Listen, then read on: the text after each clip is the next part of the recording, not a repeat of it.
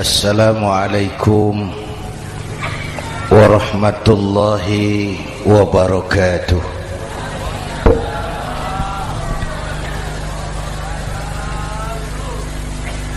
Alhamdulillahi wa kafa, wassalatu wassalamu ala sayyidina Muhammadin al-Mustafa wa ala alihi wa ashabihi ahli sidqi wal wafa, amma ba'd. Para ulama, para habaib, para masyayikh yang saya muliakan, yang terhormat Bapak Kapolres dan Bapak Dandim, Sahibul Bait, segenap keluarga besar Pondok Pesantren Raudhatul Muta'allimin Al-Aziziyah, bapak-bapak, ibu-ibu, hadirin hadirat ma'asyiral muslimin yang saya cintai. Saya bersyukur dapat menghadiri haflah Maulidin Nabiil Karim, dan saya bangga dan terharu dengan keberadaan Pondok Pesantren Raudhatul Muta'allimin Al-Aziziyah ini. Sekarang ini banyak orang bisa memberi contoh, tapi sedikit orang bisa menjadi contoh. Memberi contoh itu mudah, tapi menjadi contoh itu yang sulit. Oleh karena itu, pada kesempatan ini kita ingin mengambil contoh bagaimana Rasul melaksanakan perjuangan. Apa modal utamanya? Saya sampaikan 3 sajalah, mudah-mudahan selesai 10 menit. Yang pertama, modal utama perjuangan baginda Rasul adalah akhlakul karimah. Memperbaiki akhlak dengan akhlak. Oleh karena itu, surah Madu sudah selesai. Dari dan ke Madura jadi lebih mudah. Bahkan Madura akan jadi daerah industri. Tetapi yang kita ingin, Madura tetaplah Madura.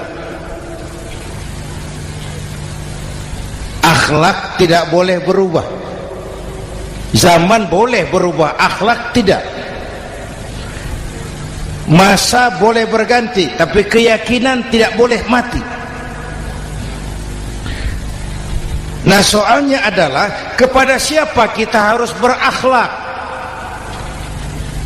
Kita itu kan harus berakhlak kepada 2. Kita harus berakhlak pertama kepada Allah. Ini yang terpenting. 13 tahun Rasul berjuang di Mekah hanya memperbaiki akhlak kepada Allah, menanamkan tauhid, meluruskan akidah, membangun keyakinan. 13 tahun di Mekah itu, dengan perhitungan kalau fondasi kuat, bangunan aman. Kalau fondasi melenceng, bangunan bengkok. Kalau fondasi rapuh, bangunan runtuh. Bangunan bagaimana fondasinya, orang hidup bagaimana imannya. Kekuasaan dan jabatan baru ada manfaatnya kalau dipegang tangan orang beriman. Kalau tidak, yang muncul Fir'aun. Harta baru terasa manfaatnya kalau dipegang tangan orang beriman. Itulah sebabnya bangsa kita ini bukan cuma perlu orang pintar, kita perlu orang benar. Bahkan di masyarakat lebih baik benar tidak terlalu pintar ketimbang pintar tapi tidak benar.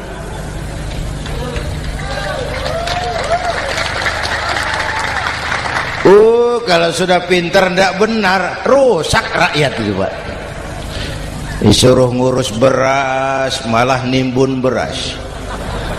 Ya, disuruh ngurus laut jadi bajak laut.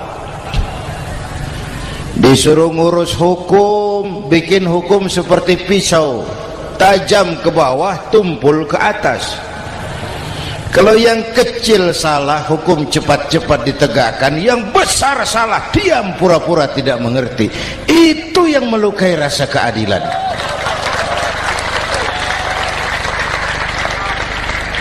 Mulai dari akhlak kepada Allah.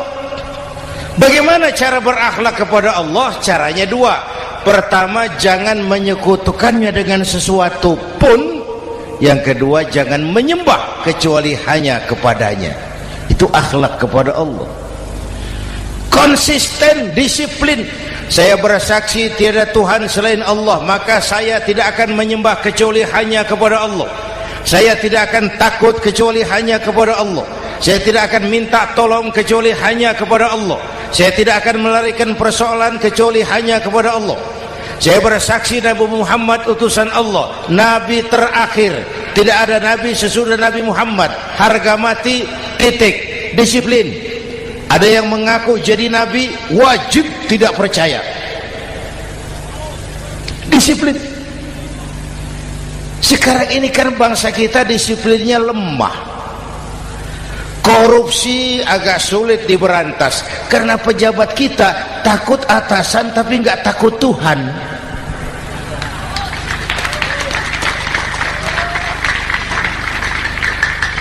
Itu sama dengan anak muda naik sepeda motor ngebut, lampu merah jalan terus, di stop sama polisi. Prit, iya Pak. Minggir, siap. SIM, ada Pak. SNK, ada Pak. Tahu kau lampunya merah? Tahu Pak. Kenapa lewat terus? Saya nggak tahu, ada Bapak. Itu disiplin kita. Tenang bener jawabnya, kayak orang nggak salah itu.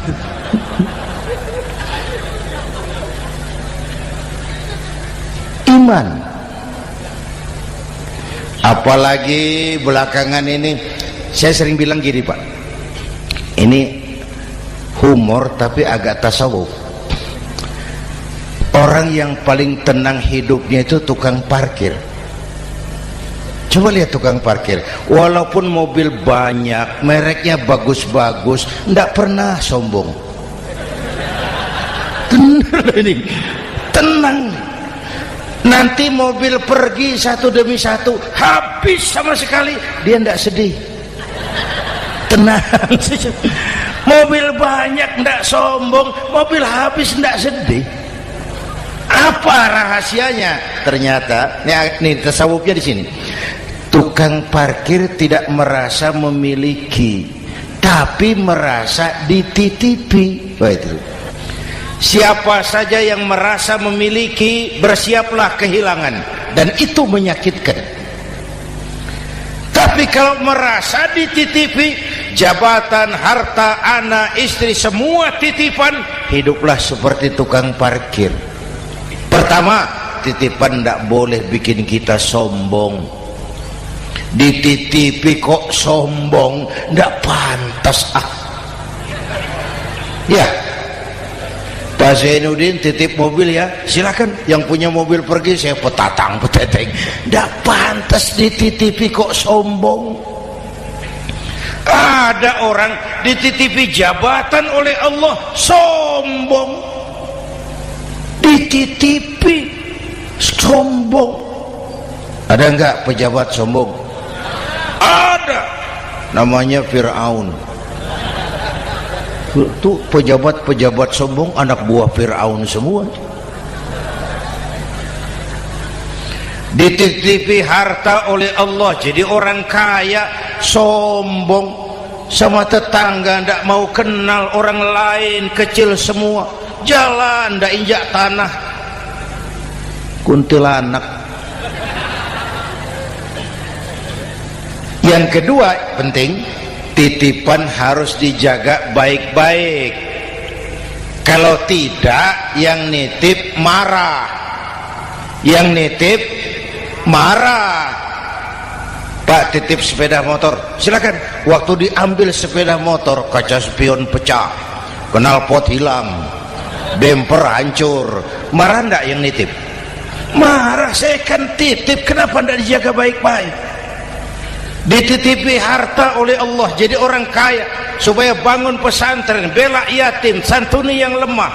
Pelitnya 17 setan. Yang nitip marah. Dititipi jabatan oleh Allah isinya korupsi saja, yang nitip marah. Nah, saya mau kasih lihat sekarang. Allah titip Indonesia. Allah titip Indonesia. Hai rakyat, ini Indonesia, aku titip, kata Allah. Sebentar, ada meja mau naik. Silakan, Mas. Iklan. Ya, terima kasih. Jangan disangka kalau disediakan air teh pidatonya jadi lama. Dekorasi ini kok. Sampai mana tadi? Hai rakyat, ini Indonesia, aku titip, kata Allah. Ini negara besar dan kaya. Titipan ini ditebus dengan keringat, air mata, darah, dan nyawa. Ini bedanya. Malaysia memang merdeka, tapi diberi Inggris. Singapura merdeka, diberi Inggris. Indonesia merdeka, keringat, air mata, darah, dan nyawa. Ini negara aku titip, kata Allah. Ini negara besar dan kaya. Buminya subur. Di atas perut buminya segala tanaman hidup. Di bawah perut buminya ada gas, minyak, batu bara. Lautnya kaya, hutannya kaya. Kekayaan negeri ini harus digunakan bagi sebesar-besar kemakmuran rakyat. Itu amanat konstitusi.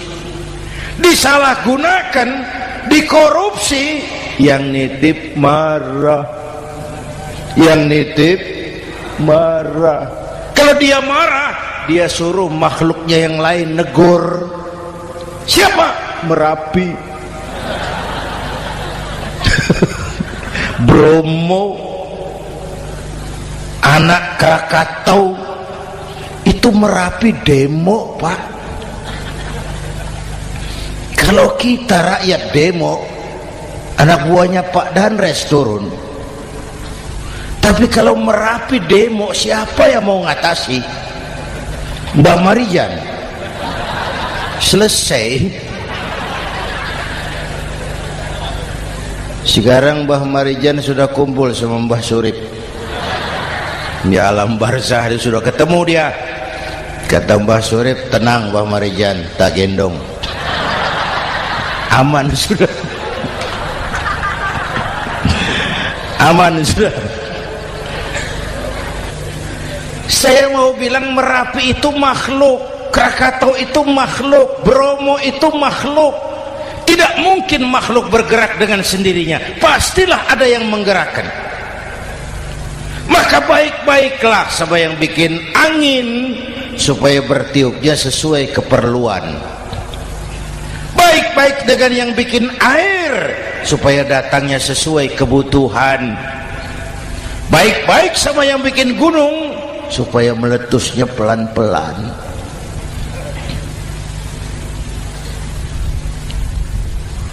Bapak Ibu hadirin yang saya hormati, menjaga titipan.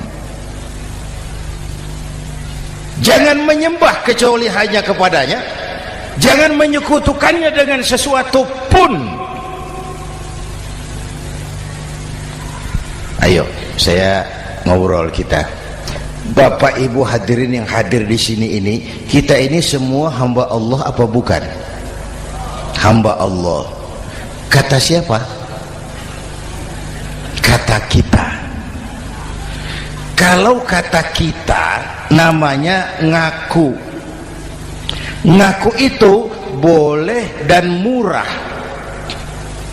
Apa diakui? Kita belum tahu. Ya, kan baru kata kita itu. Dan tidak otomatis kalau kita bilang, saya ini hambamu ya Allah, lalu Allah jawab, iya ya. Tidak, wong itu kan kata kita. Saya hamba Allah, kata saya. Berapa banyak orang perbuatannya, ucapannya berkata saya hamba Allah, perbuatannya menyatakan dia hamba setan, hamba nafsu, hamba dunia, budak jabatan. Tidak sesuai ucapan dengan perbuatan. Jadi hamba Allah itu nggak mudah, digojlok, diuji. Coba lihat, yang jelas diakui sebagai hamba itu baru satu yang kita peringati ini, baginda Nabi. Allah mengakui kapan? Waktu menceritakan Isra dan Mi'raj. Apa yang dipakai kalimat? Subhanallazi asra bi'abdih. Maha suci Allah yang telah menjalankan hambanya. Hambanya. Muhammad itu hambaku, aku jalankan dia. Allah mengakui. Kapan kalimat ini turun? Setelah Nabi digojlok, ditempa, digembleng, diuji, difitnah, dicaci maki, dilontari kotoran unta, sahabat-sahabatnya dibantai. Lolos, Muhammad betul-betul hambaku. Ayo Isra Muhammad. Subhanallazi asra bi'abdi, hambaku. Jadi kalau mau jadi hamba Allah ya diuji, digojlok, digembleng. Nah, mari kita lihat kehambaan baginda Nabi. Orang yang paling bersih hatinya Rasulullah. Orang yang paling baik akhlaknya Rasulullah. Orang yang dosanya sudah mendapat jaminan ampun Rasulullah. Tapi Rasulullah kalau sholat malam bengkak kakinya karena rajin sujud. Hati bersih, akhlak terbaik, dosa sudah diampuni. Tapi kalau sholat malam kakinya bengkak karena rajin sujud. Saya tahu di sini juga banyak yang kakinya bengkak. Cuma urusannya apa? Itu urusan masing-masing. Pada tingkat seperti itu Rasulullah, saya perlu Allah, saya perlu Allah, saya perlu Allah. Yang 100 tahun kita bangun selesai oleh gempa 3 menit. Ya. Yang 100 tahun kita bangun ternyata selesai oleh gempa 3 menit. Kita perlu Allah. Kita perlu Allah. Makanya musibah itu kan kalau menimpa orang baik-baik namanya ujian. Kalau menimpa orang setengah baik itu paru-paru yang bikin malaikat bingung. Sholat rajin, maksiat tekun, baca Quran mau, fitnah orang hobi, ngaji nyolong jalan terus. Untung di sini nggak ada yang begitu. Di Jakarta banyak. Di sini insya Allah sama. Jakarta. Orang separuh-separuh seperti itu kalau dapat musibah itu namanya teguran, bukan ujian. Kenapa ditegur? Lalai. Nah, kalau orang jahat dapat musibah itu namanya persekot. Uang muka tanda jadi. Kontannya nanti di akhirat. Kalau diuji bukan saja harus sabar, tapi harus lulus. Kalau ditegur, introspeksi, perbaiki yang kurang, kurangi yang memang berlebihan. Bertali-tali, bersambung-sambung musibah ini, dan musibah kalau datang tidak pernah memilih, tidak pernah memilih. Bapak Ibu hadirin yang saya muliakan, jadi mari yang pertama jaga akhlak kita kepada Allah. Jangan menyekutukannya dengan sesuatu pun, jangan menyembah kecuali hanya kepadanya. Sekarang kan musim entertain, orang pandai membangun pencitraan, orang pinter bikin bungkusan. Sekarang ini kiai sama dukun tipis bedanya. Bener Pak, pemburu hantu pakai sorban, pakai gamis, nanti kiai pakai helm. Atribut sudah kacau sekarang ini, siapa pakai apa, siapa mau jadi apa, tidak jelas. Sementara masyarakat kita memang agak kutil, kurang teliti, cepat heran, gampang kagum. Pernah terjadi suatu saat tabrakan di jalan, keras sekali, korban jatuh berlumur darah, dikerubungi orang banyak. Datang wartawan, mau ambil gambar dari dekat sulit, banyak sekali orang ngerubung. Dia cari akal, tolong saya dikasih jalan ke dekat korban. Orang menoleh semua. Saudara siapa? Saya bapaknya korban, katanya. Dia mengaku bapaknya korban. Ya orang minggir semua, minggir, ada bapaknya korban. Orang minggir semua, dia maju ke depan korban. Sampai di depan korban pucat mukanya itu wartawan. Kenapa? Yang ketabrak anak monyet, Pak. Dia sudah ngaku bapaknya korban.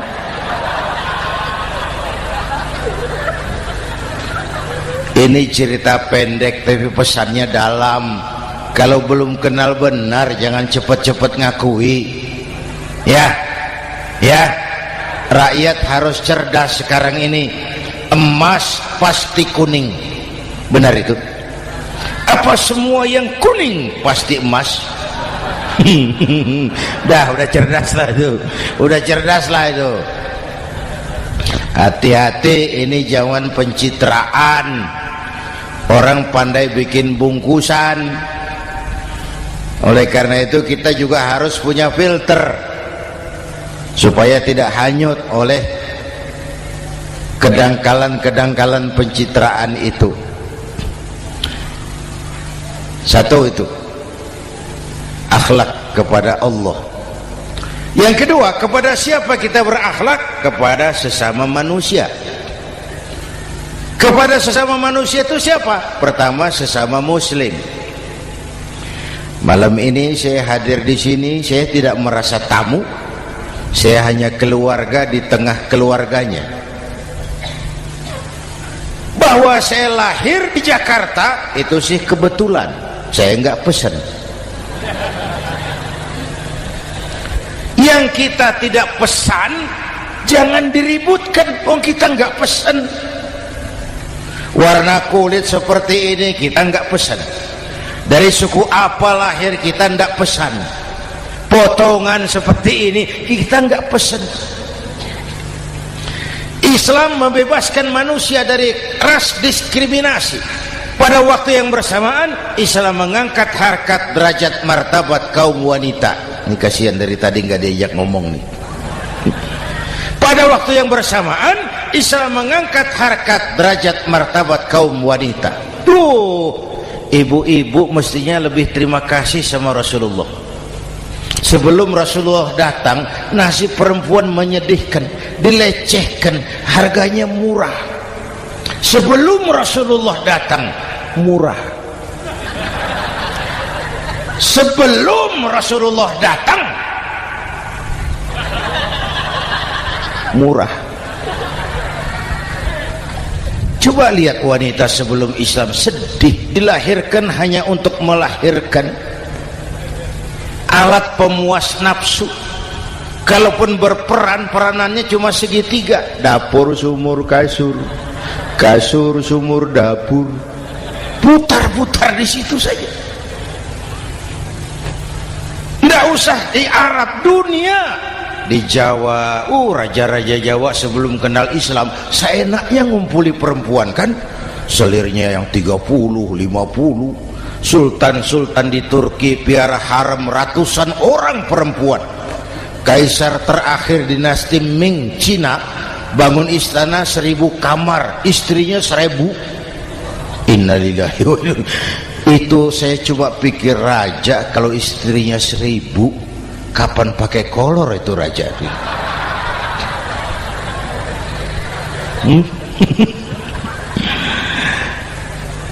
Rasulullah datang terenyuh, an-nisa imadul bilad, perempuan jangan diperlakukan begitu, perempuan tiang negara, kalau baik perempuan baik negara, kalau rusak perempuan hancur negara.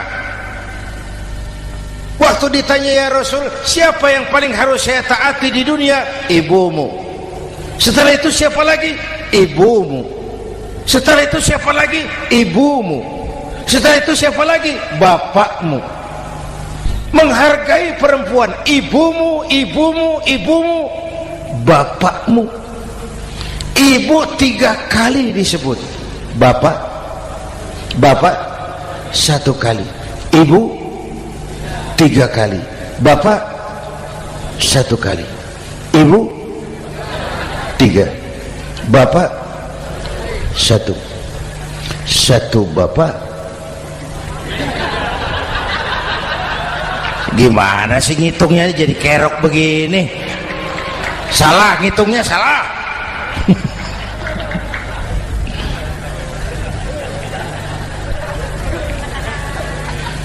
Lalu dicairkan kehidupan kemasyarakatan di masjid. Masya Allah, masjid itu pendidikan demokrasi betul. Pertama, siapapun masuk masjid copot sandal, buka sepatu. Benar itu? Ini masyarakat yang mau kita bangun. Tidak ada warga negara kelas 1, semua sama. Lurah masuk masjid buka sepatu, rah. Camat masuk masjid buka sepatu, mat. Gubernur masuk masjid buka sepatu, Nur. Nikmatnya masyarakat masjid, nikmatnya masyarakat masjid. Coba binatang saja harganya tidak sama toh. Sapi yang mahal, yang gemuk, betul? Karena harga sapi pada dagingnya, makin gemuk sapi makin mahal harganya. Tapi ada burung perkutut lebih mahal dari sapi, padahal dagingnya sedikit, betul. Kenapa harganya lebih mahal dari sapi? Harga perkutut suaranya. Di mana harga manusia? Yang paling gemuk silahkan bersaing dengan sapi. Maaf.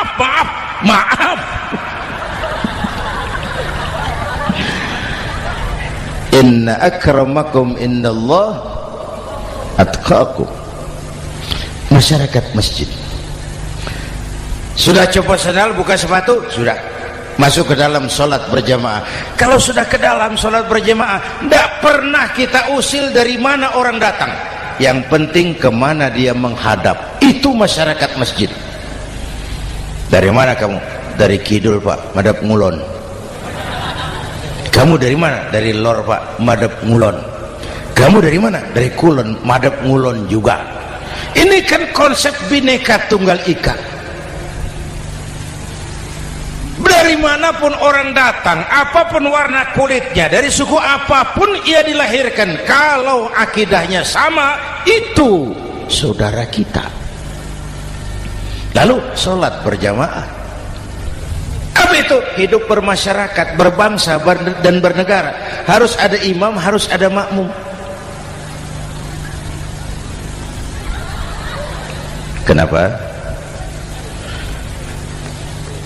Ini saya harus agak hati-hati ya, pakai sarung angin ini. Apa tadi ngomong apa saya? Sholat berjamaah, bermasyarakat, berbangsa dan bernegara. Ada imam, ada makmum. Siapa makmum? Kita ini rakyat. Siapa imam? Para pemimpin negara. Apa bedanya? Imam harus dipilih. Makmum nggak usah. Coba baca kitab fikih yang setebal apapun, nggak ada bab pemilihan makmum. Nggak usah, makmum nggak usah dipilih. Orang buta boleh jadi makmum, orang bisu boleh jadi makmum, tukang mabuk boleh jadi makmum, tapi tidak tiap orang boleh jadi imam. Imam harus dipilih. Siapa yang jadi imam? Pertama, a'lamuhum, orang yang paling alim di kampungmu angkat jadi imam. Yang paling alim, bukan yang paling tua. Yang paling alim, tahu urusan, punya konsep, punya visi dan misi, mengerti negara ini mesti dibawa kemana, jalan keluarnya apa, angkat jadi imam. Pak, ada dua orang Pak, alimnya sama, yang mana yang dipilih? Kalau ada dua orang alimnya sama, kata Nabi, afsahuhum, yang lebih fasih lidahnya. Apa artinya fasih?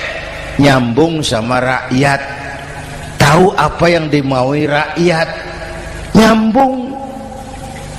Tidak sah orang fasih bermakmum kepada imam cedal.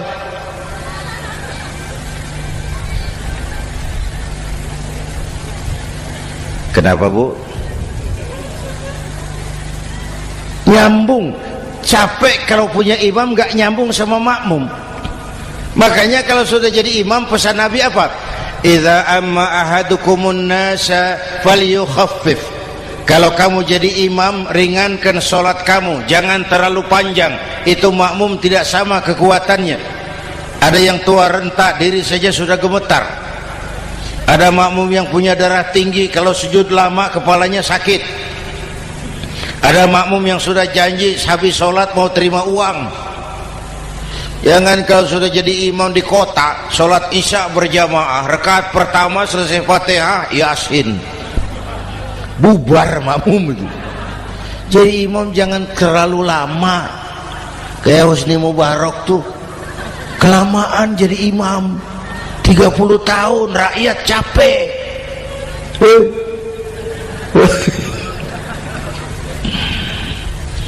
Bapak Ibu hadirin yang saya hormati, nah masyarakat Islam ini loyal, taat, setia. Kapan? Kalau imamnya benar. Imam takbir, makmum takbir, imam ruku', makmum ruku', imam i'tidal, makmum i'tidal, imam sujud, makmum sujud. Tapi masyarakat Islam tidak buta. Imam keliru, makmum wajib menegur. Ya. Bagaimana negurnya? Mestinya ruku', imam sujud. Wah, keliru ini. Subhanallah, kan gitu. Itu aturan main. Tidak boleh imam keliru, makmum emosi, main pegang, mam, hoi salah, hoi, kacau sholat.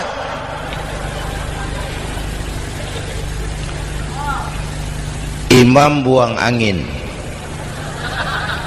apa makmum lalu berkata, demi kesetiaan saya kepada imam, imam buang angin, saya lebih keras lagi. Goblok.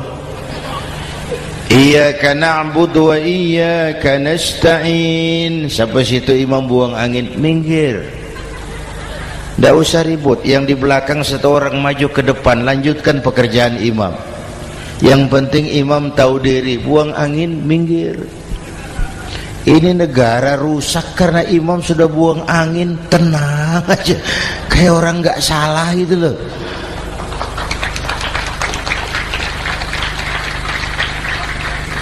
Selesai sholat dikasih tahu, imam tadi buang angin ya sedikit. Apa kalau nggak sedikit lalu nggak rusak sholat itu? Nah, dalam berjaga akhlak kepada sesama, ayo kita jaga kesatuan, persatuan, kerukunan, kekompakan. Ini pesantren Raudhatul Muta'allimin Al-Aziziyah, ini aset kita. Keberadaannya, pengembangannya, kelangsungannya bukan sekedar tanggung jawab pengurusnya, tanggung jawab kita sesuai dengan bidang dan kemampuan masing-masing. Yang punya jabatan bantu dengan wewenangnya, yang punya harta bantu dengan uangnya, yang punya tenaga bantu dengan tenaganya, yang bisa doa bantu dengan doanya, yang tidak bisa apa-apa bantu dengan diam. Diam saja lumayan loh itu membantu. Bapak Ibu hadirin yang saya hormati, saya ingat almarhum Panglima Besar Sudirman pernah bilang, kamu itu kalau mau menang harus kuat, kalau mau kuat harus bersatu, kalau mau bersatu hidupkan semangat silaturahmi. Mau menang harus kuat, mau kuat harus bersatu, mau bersatu hidupkan silaturahmi. Bapak Ibu hadirin, rukun antar umat seagama. Beda pendapat boleh, marah jangan. Kalau di Jakarta kan sekarang lagi musim apa itu wahabi yang bid'ah, sedikit bid'ah itu. Saya sih bilang yang suka tahlil bagus, terusin. Yang nggak suka tahlil nggak apa-apa, tapi jangan mencaci maki yang suka tahlil. Orang yang mabuk masih banyak kok yang tahlil dicaci maki. Kita nih seperti orang kurang kerjaan. Waktu guru saya Hadratul Mukarram Ki Haji Dr. Idham Khalid wafat, saya ajak orang baca Fatihah. Selesai, saya lagi duduk di belakang, seorang pengusaha nemui saya, Kiai, kenapa? Saya coba ingin kepastian. Apa? Orang yang sudah mati dibacakan Fatihah itu apa pahalanya sampai? Saya bilang gini, Mas, kamu kalau nggak percaya mati aja dulu. Saya bacain Fatihah, tunggu di sono. Kalau nggak nyampe balik lagi nggak apa-apa.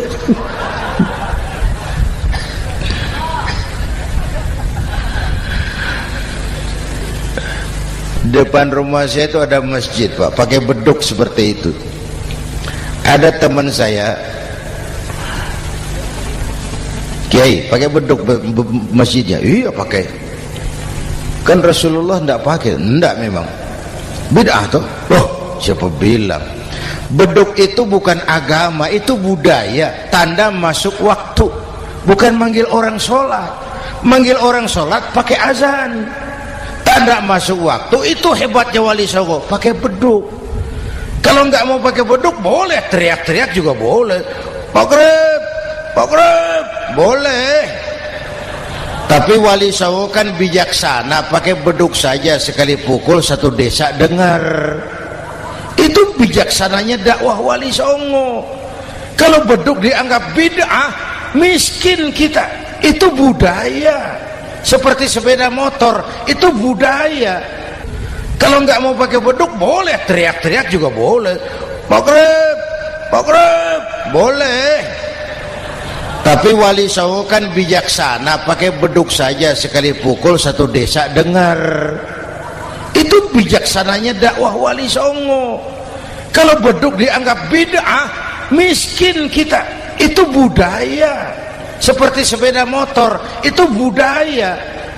Kalau beduk dia nggak bid'ah, sepeda motor bid'ah tuh. Rasulullah nggak pakai, jual, beliin unta.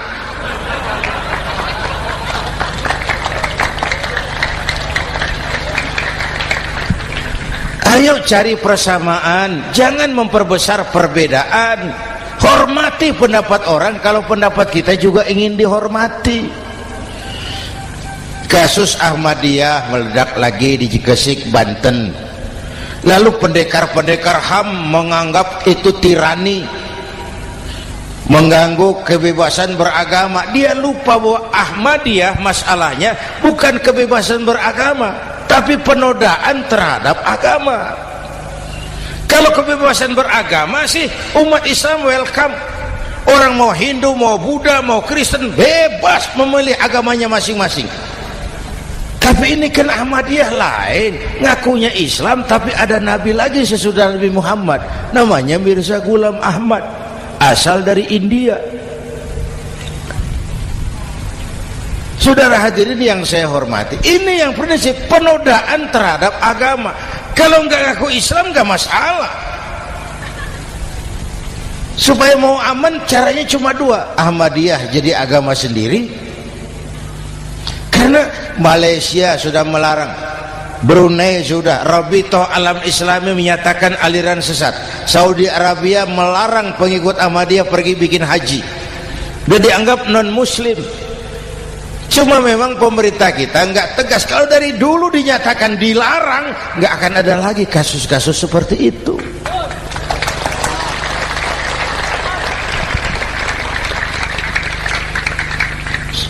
Nah, selain itu kita umat juga harus disiplin. Coba sudah berapa banyak nabi bermunculan di Indonesia. Dan Indonesia ini saya heran, Indonesia ini pasar bagus, Pak. Kalau ada nabi, ada aja pengikutnya, saya heran tuh. Indonesia ini pasar bagus. Ada Ahmad Musaddiq Al-Qiyadah, jadi nabi. Konsultan bulu tangkis jadi nabi. Dapat wahyunya di Bogor, ditangkap polisi 4 tahun. Muncul lagi di Bandung, namanya Sayuti, tukang cukur, ngaku dapat wahyu jadi nabi, ditangkap polisi lagi 2 tahun. Di Malang Ustadz Roy, ya sebenarnya petinju, dia masuk Islam, mu'alaf, belajar Islam tidak pakai guru, diutak-atik ayat Quran. Sholat kita harus mengerti artinya, maka sholat boleh pakai bahasa masing-masing. Ramai masjid. 2 tahun penjara. Di Jakarta muncul lagi Lia Edan, ngaku Jibril, ditangkap juga oleh polisi. Kita salut sama polisi kita lah, bukan cuma teroris, Jibril ditangkap Pak Kapolres. Saya bilang sama teman-teman polisi, untung dia ngaku Jibril, Pak. Coba kalau dia ngaku Israel, lebih gawat itu.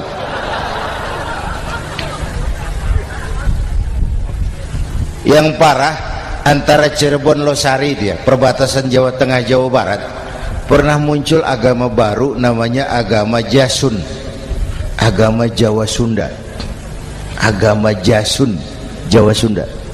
Yang jadi nabi Tugimin. La haula wala quwata. Saya bilang ini jangan jadi nabi, jadi kiai juga nggak angker ini. Al Mukarram Bapak Kiai Tugimin, nggak enak. Yang lebih ndak enak selawatannya loh itu. Kalau kita kan tadi nikmat tuh, ya Habibi ya Muhammad, nikmat rasanya itu. Coba ganti sama yang tadi, wah enggak, ya Habibi ya Tugimin, enggak enak itu, Pak. Jadi umat Islam itu sangat menghormati orang lain agama. Soal agama orang lain, lakum dinukum, awas hati-hati kalimatnya. Kita menghormati orang lain agama. Soal agama orang lain, lakum dinukum. Kita memang yakin cuma Islam agama yang benar, tapi bukan berarti kita boleh menghina agama orang lain. Kenapa? Kalau agama kita yang dihina, kita kan sakit hati. Orang lain sama dong.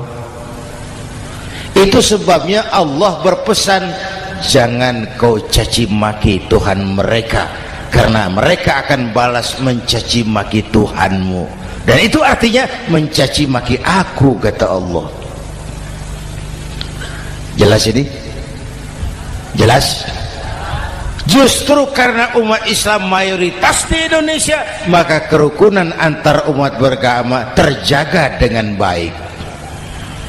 Oh, kalau umat Islam mau main kasar, mau main kayu, mau main keras, umat Islam ini 85%, yang lain pasti selesai. Saya jamin selesai. Tapi kan tidak. Kita sadar betul ini negara Pancasila. Kita sadar betul bahwa kita harus menghargai orang lain agama, menjaga kerukunan, rukun antar umat beragama. Yang ketiga, rukun antar umat beragama dengan pemerintah. Dulu kiai saya bilang, sultanun zulum khairum min fitnatin tadum. Pemerintah yang jelek pun sebenarnya masih lebih lumayan ketimbang tidak ada pemerintahan. Kalau itu ukurannya. Coba umpama nanti Pak SBY sudah terlalu pusing, lalu pengumuman jam 000, seluruh rakyat Republik Indonesia saya umumkan mulai malam ini tepat jam 000 pemerintah bubar. Ayo bayangkan seperti apa kita tanpa pemerintah. Hukum rimba, yang kuat menekan yang lemah, yang kaya merampok yang miskin. Rumah saudara dirampok, lapor ke polisi, kata Kapolres, maaf polisi baru bubar. Hak asasi diinjak-injak, lapor ke pengadilan, pengadilan bubar. Masih ada pemerintah saja yang kuat suka menekan yang lemah, apalagi kalau tidak ada pemerintah. Karena itu ulama dan umara dua pilar utama. Kalau kuat keduanya, kuatlah masyarakat. Kalau rapuh keduanya, maka rapuhlah juga masyarakat. Bapak Ibu hadirin yang saya hormati, ini yang kedua, kita harus berakhlak kepada sesama. Yang ketiga, kepada siapa kita harus berakhlak? Kenapa? Iya, saya cuma lihat jam. Yang ketiga, kepada siapa kita harus berakhlak? Kita ini harus berakhlak kepada makhluk Allah yang lain di luar manusia. Kepada air kita harus berakhlak loh Pak. Saya dulu remaja ngaji fikih, kiai ngajar makruh buang air kecil di tanah yang berlubang. Saya protes, kenapa makruh kiai? Pertama, untuk kesehatan. Siapa tahu di lubang yang kau kencingi ada gas beracun. Kalau tidak kiai, kalau tidak maka artinya kau harus melindungi binatang yang ada di dalam lubang. Siapa tahu di lubang yang kamu kencingi ada semut sedang rapat membahas masalah Mesir. Apa dosanya lalu mati dikencingi? Ini namanya rahmatan li semut. Bapak Ibu hadirin yang saya hormati, ada hadis sederhana, fa iza zabahtum fa ahsinuz zibhata. Kalau kamu menyembelih hewan, sembelihlah dengan cara yang terbaik. Jangan nyembelih ayam pakai pisau tumpul, itu namanya tidak berperi kebinatangan. Kepada ayam kita berakhlak, kepada pohon kita berakhlak, kepada air kita berakhlak. Kenapa sekarang alam tidak seramah dulu? Karena kita juga tidak ramah kepada alam. Kenapa sering terjadi banjir? Karena tempat air kita kurangi. Dia bingung mau kemana. Air nggak punya tempat. Akhirnya masuk ke rumah kita juga. Masuk dalam zoharul fasadu bil barri wal bahri bima kasabat aydin nas. Karena kita tidak berakhlak kepada lingkungan. Bapak Ibu hadirin yang saya hormati, jadi itu yang pertama, modal utama perjuangannya akhlakul karimah. Mau sukses, utamakan akhlak. Industrialisasi boleh terjadi di Madura, jalan berhotmik licin, oke, listrik masuk desa, alhamdulillah, tapi akhlak jangan berubah, akidah jangan goyah.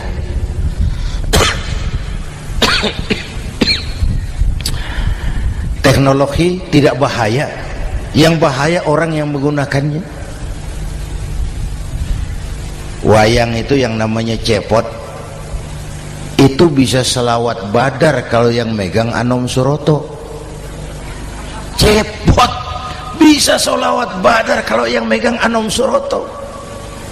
Wayang bagaimana dalangnya, teknologi bagaimana orang yang menggunakannya. Satu. Yang kedua, yang kita contoh dari baginda Rasul, beliau itu sejak kecil tidak dimanjakan, Pak. Lahir ke dunia tidak sempat melihat wajah bapak. Umur 6 tahun ditinggal ibu. Umur 9 tahun ngembala kambing, berniaga ke Syam. Syam itu Syria sekarang. Umur 9 tahun bisnis lintas negara dari Saudi ke Syria. Remaja tidak dimanjakan, kerja keras, peras keringat, banting tulang, tidak ada pekerjaan halal yang hina. Lahir pribadi yang tegar, mental yang tahan banting, manusia yang tidak cengeng karena sejak kecil ditempa oleh kesulitan. Jadi gini, orang itu kalau biasa susah, ketemu susah, ndak kaget, Pak. Mentalnya kuat. Saya santri biasa makan kangkung, datang ke rumah teman dikasih kangkung, loh makanan saya ini, dikasih daging ayam, nambah. Orang tuh kalau biasa susah enak. Saya santri biasa tidur di masjid, disuruh nginep di hotel, pules, Pak. Tapi yang biasa tidur di hotel suruh nginep di masjid, encok. Hidup ini perjuangan. Mau sukses harus berani susah. Jangan seperti dulu nih cerita santri. Ada santri beternak lebah, ambil madunya itu.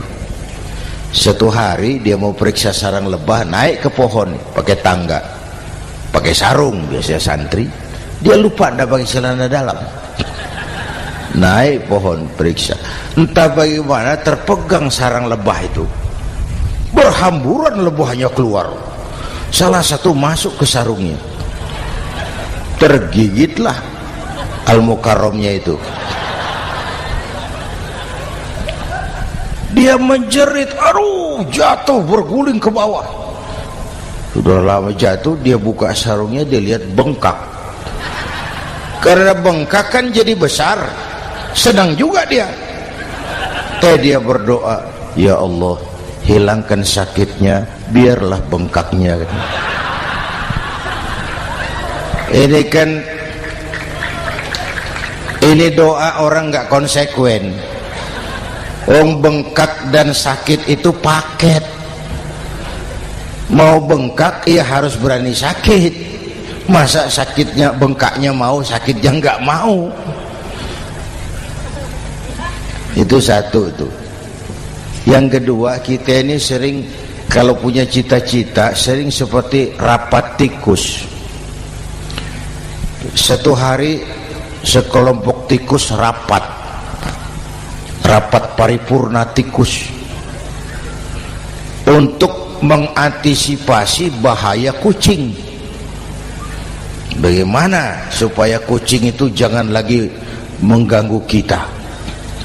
Akhirnya ada yang mengusulkan begini, bagaimana kalau di leher kucing kita gantungkan lonceng, supaya kalau dia datang dari jauh suaranya sudah kedengaran dan kita bisa lari menyelamatkan diri. Wah, cerdas dia. Setuju, setuju semua. Setuju, bagus. Nah, oke. Waktu pembicaraan dilanjutkan, tikus mana yang mau menggantungkan lonceng ke leher kucing? Rapat bubar. Setuju, akur. Iya. Waktu bekerja selesai. Bapak Ibu hadirin yang saya hormati, terutama anak-anak saya, para santri, remaja, pemuda. Hidup ini persaingan. Bapakmu tamat SD nak, kau sarjana. Bapakmu cuma jadi RT nak, kau camat. Bapakmu tukang tambal ban, kau harus punya pabrik ban. Anak saya pertama dulu saya titip mondok di Tebu Ireng. Tahun pertama pulang saya kontrol, sini kau, apa hasilmu setahun di pesantren? Dia sodorkan saya sebuah piagam penghargaan juara lomba pidato di pondoknya. Saya heran, ini anak di rumah jarang ngomong, kok bisa jadi juara pidato? Saya tanya, kamu bisa pidato, apa yang dipidatoin? Dia bilang, kan kaset ayah dihafalin gitu. Ya saya ketawa juga, waktu itu dia masih anak-anak. Baiklah, tapi apa cita-citamu? Saya kepengen seperti ayah. Wah, kau ini salah. Kalau aku ayahmu di matamu menurutmu hebat, mestinya kau 10, 100, 1000 kali lebih hebat dari orang-orang yang kau anggap hebat. Karena tantanganmu akan lebih berat dari tantangan yang aku hadapi sekarang. Kalau kau sama dengan aku, kau ditinggalkan zaman karena kau tidak mampu menjawab tantangan zamanmu. Bapak Ibu hadirin yang saya hormati, persaingan tajam, tantangan makin berat. Oleh karena itu diperlukan semangat yang dicontohkan Nabi. Kerja keras, peras keringat, banting tulang. Tidak ada pekerjaan halal yang hina. Sejak kecil ditempa oleh kesulitan. Asal jangan seperti saya tadi ngobrol sama teman-teman, sekarang ini di negara kita banyak politisi miskin negarawan. Pejabat-pejabat kadang-kadang kalau ngelihat rakyat tuh komentarnya nggak berpihak kepada rakyat. Saya ingat waktu Mentawai dihantam gempa, Nias hancur, infrastruktur hancur, rumah rakyat luluh lantak.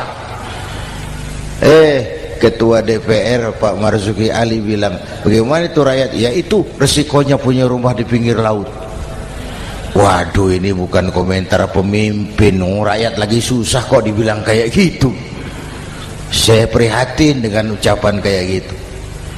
Waktu cabai 100.000, di sini berapa sekarang? Sama ya. Waktu cabai mahal, ada pejabat bilang, rakyat suruh nanam cabai aja di halaman rumahnya. Ini kan gak solutif dan gak cerdas. Cabai naik, rakyat suruh nanam cabai. Nanti beras naik, rakyat suruh nanam padi. Yang saya khawatir kalau telur mahal, apa rakyat suruh betelur gitu? Ini kan gak cerdas dan gak solutif. Bapak Ibu hadirin yang saya hormati, apalagi tadi sudah saya bilang di awal, kita ini bangsa yang ditempa oleh kesulitan. Mau merdeka saja dengan keringat, air mata, darah dan nyawa. Kita tidak boleh cengeng menghadapi kesulitan ini. Tegar, tahan uji, tahan banting, dan seterusnya. Itu hal yang kedua. Yang ketiga, terakhir, Rasulullah itu sosok yang ibadahnya luar biasa. Tadi sudah saya jelaskan sebagian. Ibadahnya luar biasa. Ayo kita bantu keamanan negeri kita ini. Dengan apa? Istighfar. Wa ma kana Allahu mu'adzibahum wa hum yastaghfirun. Allah tidak akan turunkan bencana selagi di tengah mereka masih banyak orang-orang yang istighfar. Rasulullah yang dosanya sudah diampuni sehari 100 kali istighfar. Ayo kita ngobrol ini. Pak, saya ini Zainuddin ini, kalau mengharap masuk surga dengan amal yang saya kerjakan sendiri, rasa-rasanya tipis harapan. Bener. Sholat saya berapa banyak saya tahu. Sedekah saya berapa duit saya tahu. Dosa saya berapa banyak saya tahu. Lalu saya baca sejarah. Nabi Adam dosanya 1, makan buah khuldi, dikeluarkan dari surga. Nabi Adam dosanya 1, dikeluarin. Kita dosanya banyak, kepengen masuk. Ini enggak nyambung ini. Nabi Adam Nabi Adam dosanya satu, dikeluarin dari surga. Kita dosanya banyak, kepengen masuk, nggak nyambung.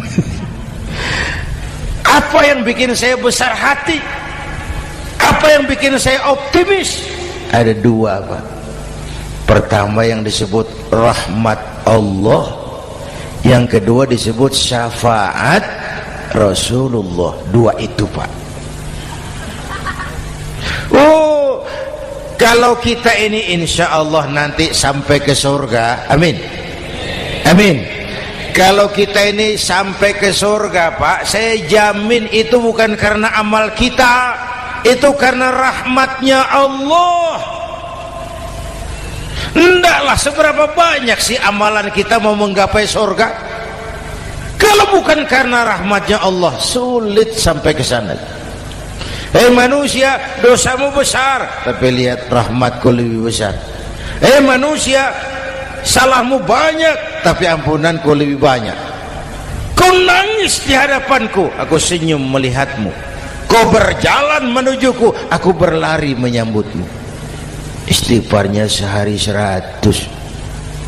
Lalu ada hadis qudsi, inni la ahammu bi'adzabi ibadi. Kadang-kadang aku pengen turunkan azab, bencana kepada manusia, tapi ketika aku melihat 3 perkara, murkaku surut, bencana aku tarik kembali. Coba perhatikan hadis qudsi ini. Allah mau marah hendak jadi, bencana ditarik, musibah diangkat. Kenapa? Ada yang meredam murka Allah. Allah enggak jadi marah. Siapa? Pertama, suyukhan rukka. Aku lihat orang-orang tua tengah malam sujud sambil berlinang air mata, nangis di hadapan Allah. Itu kita hutang jasa loh, Pak, sama orang-orang yang tengah malam sujud nangis di hadapan Allah. Lihat yang begitu Allah tidak jadi marah.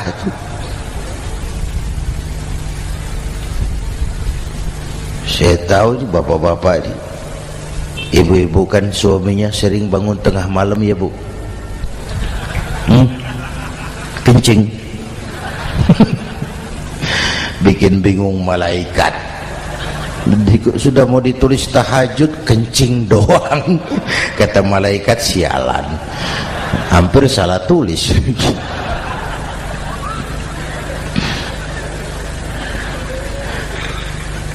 Aku lihat orang tua tengah malam sujud sambil berlinang air mata. Lalu aku lihat bayi-bayi tanpa dosa masih menyusu, sibyanan rudda. Bayi-bayi tanpa dosa masih menyusu, suci, bersih, belum ternoda. Wa bahaiman rutta. Dan aku lihat binatang ternak melata mencari makan, kambing mudah cari rumput, alam terjaga keasriannya. Bagaimana bencana enggak mau nambah? Kita mengamalkan hadisnya juga terbalik. Yang diminta itu orang tua tengah malam sujud, bayi tanpa dosa nyusu.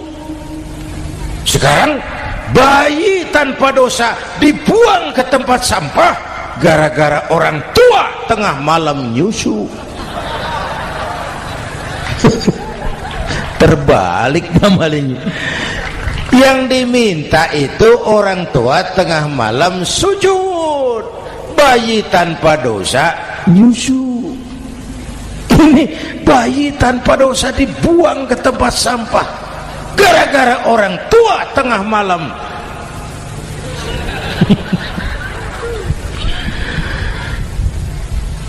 Bapak Ibu hadirin yang saya hormati, rahmat Allah kita perlu. Yang kedua, syafaat Rasulullah. Mari saya cerita syafaat sedikit.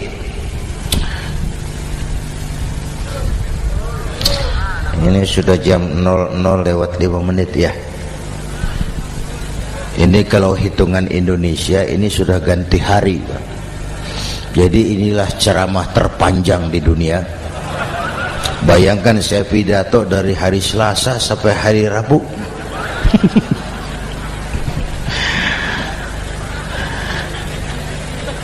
Syafaat. Agak saya singkat ceritanya. Nanti itu Pak, setelah alam ini hancur sehancur-hancurnya, bumi gempa, gunung meletus, air laut tumpah ke darat, halilintar menyambar, planet-planet bertabrakan, semua yang hidup mati bareng tanpa persiapan, termasuk malaikat. Malaikat mati, yang tinggal cuma Allah sendirian. Yang lain hancur semua, tinggal Allah sendirian. Allah patroli, berseru-seru, limanil mulkul yaum, ahai, siapa penguasa hari ini? Mana Fir'aun yang ngaku Tuhan? Nongol kalau memang Tuhan. Mana Abrahat? Mana Namrus? Mana itu Benito Mussolini? Mana itu Adolf Hitler? Mana itu Hosni Mubarak?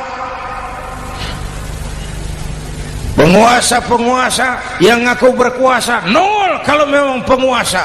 Gak ada yang jawab Pak, semua sudah rebah. Allah lalu berkata, la ilaha illa ana.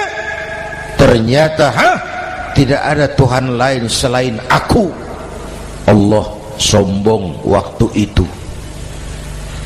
Kalau Allah sombong itu pantas. Hadis qudsi mengajarkan al-kibriya'u libasi. Sombong itu pakaianku, kata Allah. Cuma aku yang pantas pakai. Kamu manusia nggak pantas pakai pakaianku, kebesaran. Pakaian Allah mau dipakai. Sombong itu pakaian Allah, cuma Allah yang pantas pakai. Nanti itu yang pertama dihidupkan bukan kita, malaikat dihidupkan lebih dulu. Tiupan pertama, malaikat hidup semua. Diatur panitia akhirat. Yang nyambut tamu siapa, yang pimpin marawis siapa. Malik siap, sediakan neraka. Aku mau bakar itu bajingan tengik yang waktu di dunia nggak mau sujud, jauh dari ulama, tinggal di masyarakat jadi biang kerok, sama yatim kejam. Sediakan neraka. Baik. Ridwan, iya, sediakan surga. Aku mau balas hamba-hambaku yang waktu di dunia rajin sujud, dekat dan cinta kepada ulama, santun kepada yatim, suka menolong orang yang memerlukan pertolongan. Baik. Jibril, Mikail, iya, ke surga. Untuk apa ya Rabb? Ambil kendaraan bernama Buraq, turun ke alam, cari di mana kubur kekasihku Muhammad, bangunkan dari kuburnya, bawa ke surga. Turun Jibril dan Mikail, cari kubur Nabi. Wong alam sudah hancur-hancuran, jangan cari kuburan, cari bangkalan aja nggak ketemu. Bingung dua-dua. Jibril sebelah mana kubur Nabi? Nggak tahu Mikail. Lalu dua-duanya sujud mohon pertolongan Allah. Dengan izin Allah terbuka kubur Nabi. Allahumma sholli alaihi wa ala alihi. Bangun dari tidur seperti orang bangun dari kubur seperti orang bangun tidur. Nabi mengusap mata, menoleh ke kanan Jibril, menoleh ke kiri Mikail. Lalu tanya, ayu yaumin hadza ya Jibril? Ini hari apa Jibril? Ini hari apa? Hadza ma wa'ada ar-Rahman.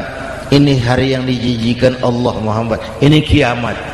Kiamat Jibril? Kiamat. Jibril, kalau memang ini hari kiamat, aina ummati? Umat saya mana Jibril? Umat saya mana? Allah karim. Belum pernah saya lihat di dunia ada satu pemimpin yang begini besar cintanya kepada umatnya seperti baginda Rasul. Dari dunia sampai akhirat beliau cinta kita. Dari dunia sampai akhirat beliau bela kita. Bangun dari kubur, tahu hari sudah kiamat, yang pertama ditanya, aina ummati? Umat saya mana Jibril? Kita yang ditanya. Kalau saya yang pertama dibangkitkan dari kubur, lain pertanyaannya. Ini hari apa Jibril? Kiamat Zainuddin. Oh, bini saya mana Jibril? Nabi enggak tanya Khadijah wala Fatimah wala Aisyah, aina ummati? Umat saya mana Jibril? Umatmu? Iya. Kau manusia pertama yang dibangunkan dari kubur. Yang lain masih dikubur. Oh. Lalu kita ke surga Muhammad. Perintah Allah, perintah Allah. Sampai di surga seperti orang tidak betah Nabi itu, resah, gelisah, mondar mandir, mukanya murung. Yang punya surga kan negur, Muhammad, labbaik ya Rabb. Tidak enak di surga ya? Enak. Kok kamu seperti orang nggak kerasan gitu loh, resah, gelisah? Kenapa? Saya teringat umat saya ya Allah. Umat saya bagaimana nasibnya? Iya, saya sudah enak di DPR. Salah. Saya sudah enak di surga. Gaji cukup, kursi empuk, dapat mobil dinas. Nggak. Umat saya yang waktu kampanye kepanasan itu gimana nasibnya?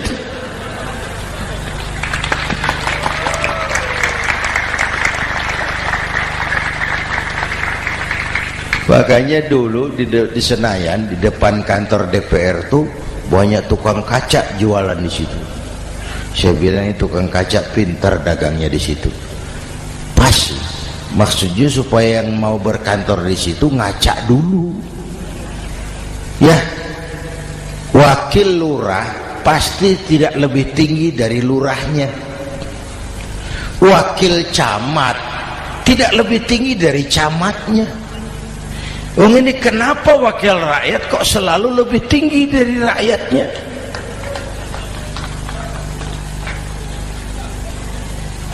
Kan yang memberikan mandat kita rakyat. Kemerdekaan bertujuan mengantarkan rakyat ke gerbang kesejahteraan. Lalu rakyat mempercayai tugas itu kepada pemerintah dan wakilnya di DPR. Saya percayakan kamu mengantarkan rakyat ke gerbang kesejahteraan. Itu amanat Undang-Undang Dasar. Biasanya yang diantarkan sampainya lebih dulu biasanya. Yang diantar sampai lebih dulu, yang mengantar nyusul, namanya ngantar belakangan. Ini lebih cepat wakil rakyatnya makmur daripada rakyatnya. Yang mau ngantar makmurnya lebih dulu dari yang mau diantar. Yang diantar kelelerahan di jalanan, yang mengantar udah sampai. Jadi bagaimana Muhammad? Saya minta izin mau keluar, tengok saya punya umat. Oke, saya potong ceritanya. Saat manusia dibangkitkan dari kuburnya masing-masing, Masya Allah, Masya Allah. Saya nggak sanggup bayangkan jumlah manusia yang hidup di muka bumi sekarang kan 6 miliar. Cina berdua, India 2,5 miliar. Cina 1,5 miliar, India 1 miliar rakyatnya. Berdua sudah 2,5 miliar. Itu kalau kencing bareng banjir besar. Bayangkan manusia dari awal sampai akhir berapa puluh miliar kumpul di padang mahsyar. Subhanallah. Sibuk, panik, bingung mau disidang di hadapan Allah. Sebagian kumpul di pojokan berunding, kita mau disidangi. Terus ayolah kita cari bantuan. Kemana? Adnan Buyung. Begini. Kita ini kan anak cucu Nabi Adam. Pantas dong kita minta tolong sama beliau. Yuk, setuju. Berangkat cari Nabi Adam. Ya Adam, anta abal bashar. Adam, tuan datuknya manusia, kami cucu kamu, anak turunan kamu mau disidang, tolong kami Adam, tolong. Kata Nabi Adam, Quraisy mas, rombongan Jawa aku naik mumet lagi sama Nabi Nuh saja. Nuh bilang tidak bisa, saya juga punya masalah, pernah minta obat ditenggelamkan. Ibrahim barangkali, semua Nabi hand up, angkat tangan.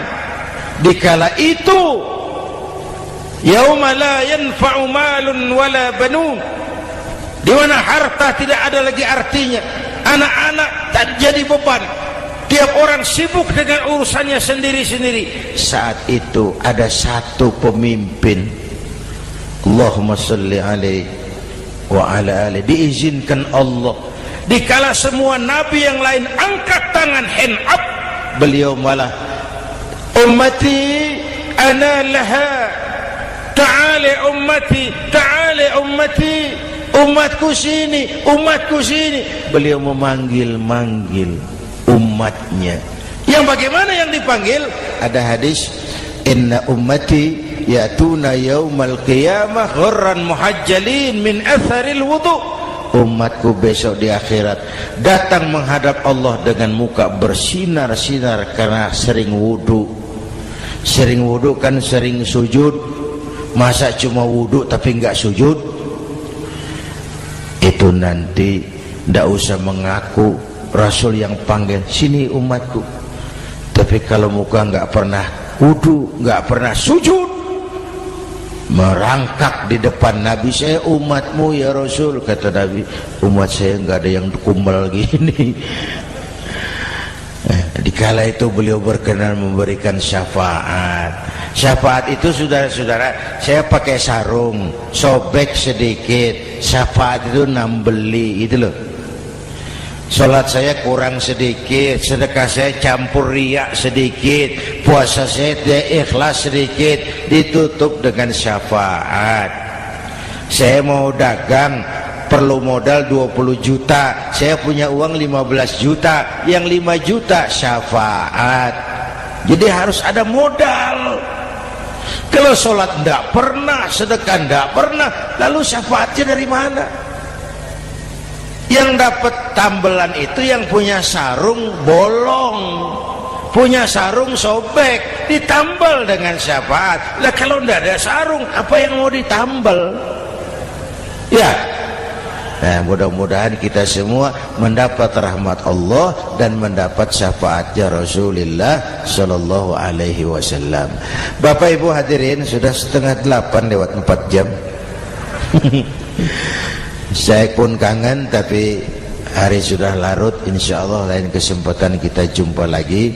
Terima kasih kepada Al-Mukarramun, para ulama, para habaib, pengasuh pesantren Raudhatul Muta'allimin Al-Aziziyah, dan semua yang hadir. Mudah-mudahan yang saya sampaikan ada manfaatnya. Usikum wa iyaya bitaqwallah. Aqulu qawli hadza fa